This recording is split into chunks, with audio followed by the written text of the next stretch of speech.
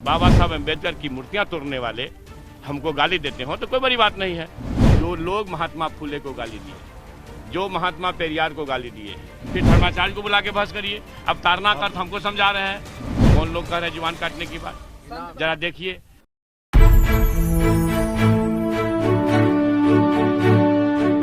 रामचरितमानस को लेकर कही कि उत्तरकांड सुंदरकांड अनंतकांड को लेकर कही, संपूर्ण रामचरितमानस के लिए नहीं कही भाईजान।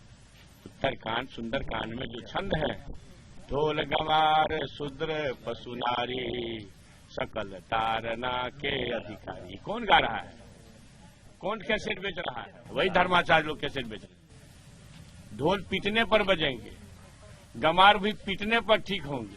तारना मैंने क्या होता है भैया? पीटना।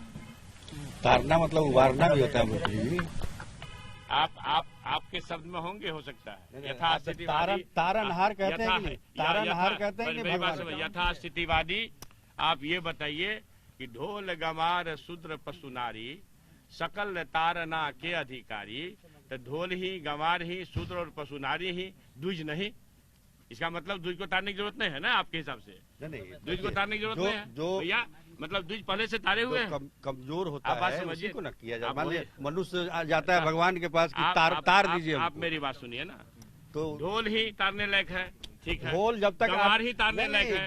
ढोल को जब तक उसके चमड़े को टाइट नहीं कीजिएगा बजेगा नहीं। वो ढोल ही तारने लायक है, वैसे बजेगा। वैसे वंचित का चमड़ा टाइट करने लायक है, नारी संपूर्ण नारी जाति का चमड़ा टाइट करने लायक। आप किस बहस में आ गए? आप हमसे इंटरव्यू करने आए हैं कि आप बहस में आए हैं? सो बताइए। अगर बहस करना है तो बहस करिए, फिर धर्माचार्य को बुला के बहस करिए। अब तारना का अर्थ हमको समझा रहे हैं, तारना का अर्थ लोगों को समझाइए। अब बात समझिए, ढोल गंवार शूद्र पशु नारी सकल तारना के अधिकारी, तो मतलब नारी ही क्यों, पुरुष क्यों नहीं तारना के अधिकारी? अगर आप सही हैं कि तारना मतलब होता है, आज भी आप नारी सशक्तिकरण क्यों करते हैं? आप पुरुष क्यों नहीं करते हैं? आप मानते हैं ना, आप सरकार में हैं, मानते हैं ना कि नारी जो है यही ना कमजोर है, क्यों उसकी जरूरत क्यों पड़ गई भाईजान? हजारों साल से जिन लोगों ने अपना एकाधिकार रखा, वो आज भी अपने एकाधिकार को सुरक्षित करना चाहता है। इसलिए महागठबंधन सरकार की महत्वाकांक्षी योजना है कि नारी को हम सशक्तिकरण करें। अब इसका मतलब क्या हम तारें? बताइए, सशक्तिकरण का मतलब तारना होता है? आप तो लगता है कहीं से द्विजवाद पढ़ के आ गए, हमसे बहस कर रहे हैं। आप बात समझ नहीं, आप समझिए। तारनहार भी सिखाया जाता है भाई, वही ना। तो भाई पुरुष क्यों नहीं, तो पुरुष क्यों नहीं तारनहार? जुबान काटने के अब लीजिए, अजय आप मेरी बात समझिए, आप मेरी बात समझिए। कौन लोग कह रहे हैं जुबान काटने की बात, जरा देखिए। जो लोग महात्मा फुले को गाली दिए हैं, जो महात्मा पेरियार को गाली दिए हैं, जो लोग बाबा साहब अम्बेडकर को गाली देते हैं, उनकी मूर्तियां तोड़ते हैं। अगर बाबा साहब अम्बेडकर की मूर्तियां तोड़ने वाले हमको गाली देते हो तो कोई बड़ी बात नहीं है। दलित दस्तक फिर से आ गया है लेकर अपना बहुजन कैलेंडर 2023 का बहुजन कैलेंडर। इस बार के कैलेंडर में होगा बहुत कुछ खास। जानिए उन बहुजन स्थलों के बारे में जो महत्वपूर्ण हैं। बुकिंग करने के लिए दिए गए नंबर पर संपर्क करें या व्हाट्सएप करें। बाबा साहब अम्बेडकर इस दुनिया का सबसे बड़ा संविधान गढ़ के गए, सबसे बड़ा लोकतंत्र। आखिर क्यों? दूसरे को क्यों नहीं ये सलाहियत थी, दूसरे को क्यों नहीं ये शक्ति थी? बाबा साहब अम्बेडकर इस रूढ़िवादी यथास्थितिवादी तत्वों द्वारा बनाए गए हजारों साल से वंचित समाज में पैदा हुए, मगर भारत भूमि के प्रथम छात्र हुए, जो कोलंबिया, अमेरिका के कोलंबिया विश्वविद्यालय में जाके ज्ञान का परचम लहराए। लंदन स्कूल ऑफ इकोनॉमिक्स, जो अभी भी इकोनॉमिक्स के सबसे अच्छी पढ़ाई कराता है, वहां जाके ज्ञान का परचम लहराए।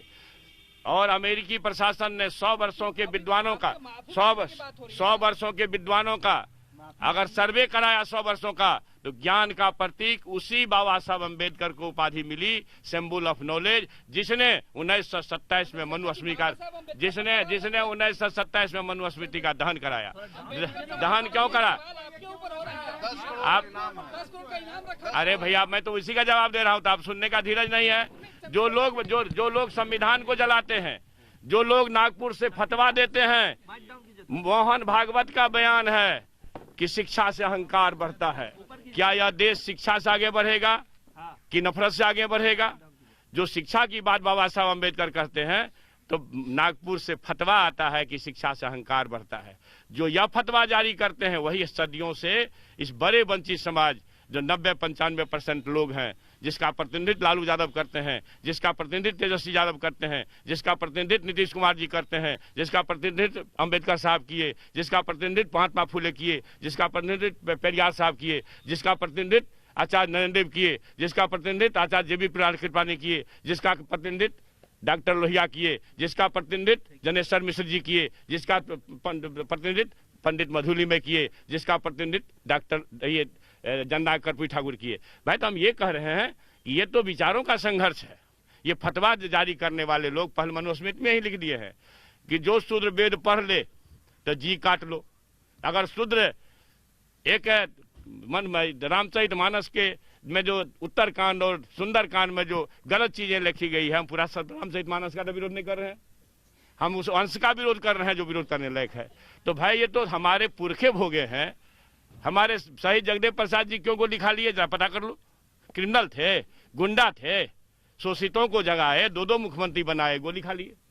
ये जीतन राम मांझी साहब मधुबनी के दुर्गा मंदिर में पूजा करने गए, किन लोगों ने गंगा जल से धोया, उसको पवित्र कर दिया।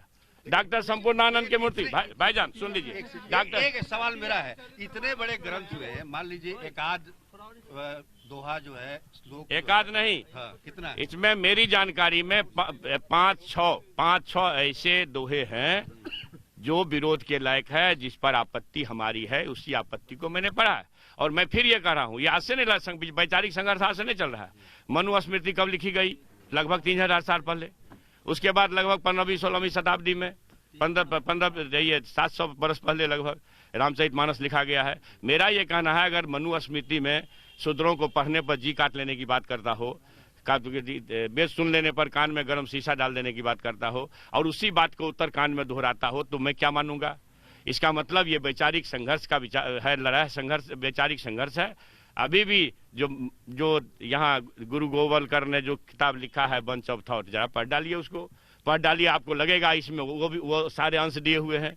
तो मेरा ये कहना है कि ऐसे मोहन भागवत थोड़े कह दिए कि शिक्षा से अहंकार बढ़ता है। वो अपने विचारों से उत्प्रेरित है और उसी विचार के वाहक हैं जी। उस वाल्मीकि रामायण में ये है कि नहीं प्रश्न? मैं देखिए, आप मेरी बात सुनिए। मैं सीधे तौर पर कह रहा हूँ कि उत्तरकांड में जो कहा गया है, जे बरनाधम तेली कुम्हारा सपच किरात कोल कलवारा, भैया जाति का गिनती बता दिया है कि सब अधम जाति के लोग हैं। तेली, कुम्हार, कहार, कोल, कलवार, आदिवासी, दलित।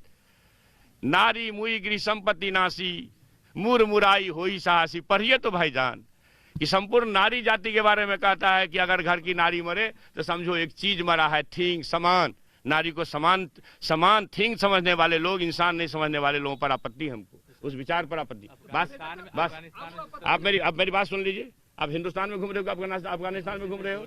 अब नहीं, क्यों? आप हमारी बात पर करो ना, हम दुनिया की बात क्यों करें? हमारे देश में एक चीज बताओ, 6743 जातियां हैं भारत सरकार के गजट में, और हमारे बेरोजगारों के हमदर्द, युवा आदर्श, तेजस्वी जी से आज तक वाली कोई अंजना ओम कश्यप साक्षात्कार कर रही थी। क्या कही? अब तो 48,000 जातियां हैं, कैसे गिनती होगी? तो भैंस का, गाय का, बिच्छू का, सांप का, सबका गिनती हो जाएगा भैया, और इंसान का ही गिनती नहीं होगा, जो इस देश में 95-90% 85% लोग हैं। तो आप समझ लिया आप करना क्या चाहते हैं। क्यों जातीय जनगणना का विरोध हो रहा है? कौन लोग विरोध कर रहे हैं? तो वही यथास्थितिवादी लोग, जिनके खिलाफ संघर्ष है, मनुस्मृति के खिलाफ, रामचरितमानस के उत्तरकांड और सुंदरकांड के उस छंद के खिलाफ, और गुरु गोवलकर के बंच ऑफ थॉट के खिलाफ। तो ये सारी बातें जब आ रही है तो आएगी। हमारा जी काटने का 10 करोड़ भैया किसी को दे दो, कोई तो अमीर हो जाएगा। हम तो जलने वाले लोग हैं। जो जलेगा नहीं वो निखरेगा नहीं। सुन लीजिए, जो जल सूर्य रात दिन जलता है तो दुनिया प्रकाशित होती है। हमारे लालू प्रसाद जी गरीब दुखियों के लिए जेल में बंद है, लोग उसके विचार और आदर्श को समझ रहे हैं। मेरा ये कहना है कि कोई आएगा कोई जाएगा। हम जिस ग्रंथ में, जिस अंश में आपत्ति है, उस अंश पर हमारा विरोध है, विरोध रहेगा। और मैं ये एक ही नहीं है, अधम जात में विद्या पाए भयहु जथा ही दूध पिलाए। क्या है मतलब है, जरा आप बता दो। अधम जाति, अभी तो दीपांकर जी न्यूज पर से कह रहे थे कि इसको षड्यंत्र से उत्तरकांड में जोड़ दिया गया। तो षड्यंत्र जब हो रहा था तुलसीदास जी के टाइम में, तो दीपांकर जी जिंदा थे क्या? मैं आपसे सवाल करता हूँ, जो तरह तरह की बात लेकर आते हैं। अभी जी न्यूज पर, अभी आप सुन लेना जी न्यूज पर। मैं ये कहता हूँ कि जो आपत्तिजनक पंक्ति है, मेरा बस चलेगा तो नहीं रहेगा। सीधी बात। आप शिक्षा मंत्री हैं बिहार में। भैया आप बात समझिए तो क्या इसे आपत्ति, ये जो धर्माचार्य का काम कर रहे हैं हम अभी। अरे भाई, जो धर्माचार्य है वो करे कि भाई ये 90% 85% वंचितों के खिलाफ जो अपमानजनक टिप्पणी है जिस ग्रंथ में, जहां पर उस अंश को हटाओ, वो हटाने लायक है, हटना चाहिए। और यहाँ तो रामायण, गीता और कुरान की पढ़ाई नहीं होती है। इस तरह की बातें वोट के लिए की जा रही है, ये कहा जा रहा है। आज किताबों में लिखी गई, अगर किताब में ये अंश लिखा गया हो, जे बरनाधम तेली कुम्हारा सपच किरात कोल कलवारा, हटेगा।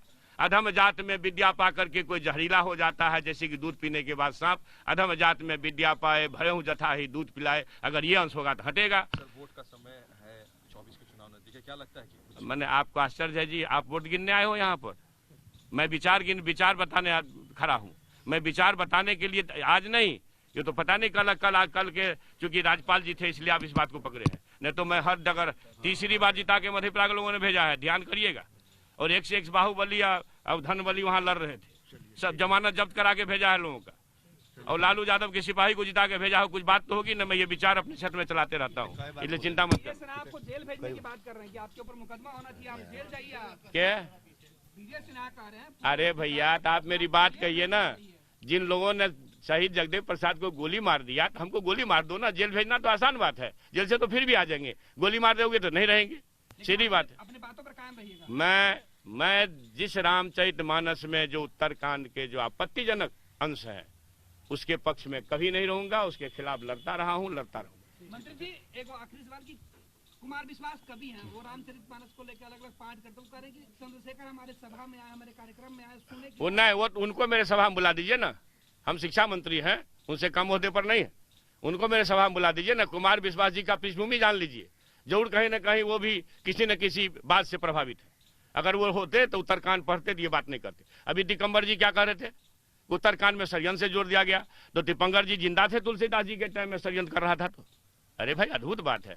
इसलिए हम लोग संत रायदास के संतान हैं, हम लोग बाबा साहब अम्बेडकर के संतान हैं, आचार्य नरेंद्र देव जेबी कृपानी, मधुली में पंडित जनेश्वर मिश्र लोहिया के संतान हैं। ये जहां हम टिके हैं वहां टिके रहेंगे। हमारे पुरखों ने अपमान सहा है, गोलियां खाई है, अगर हमें मार देगा तो कोई बड़ी बात नहीं है। आप अपना नहीं सहिएगा।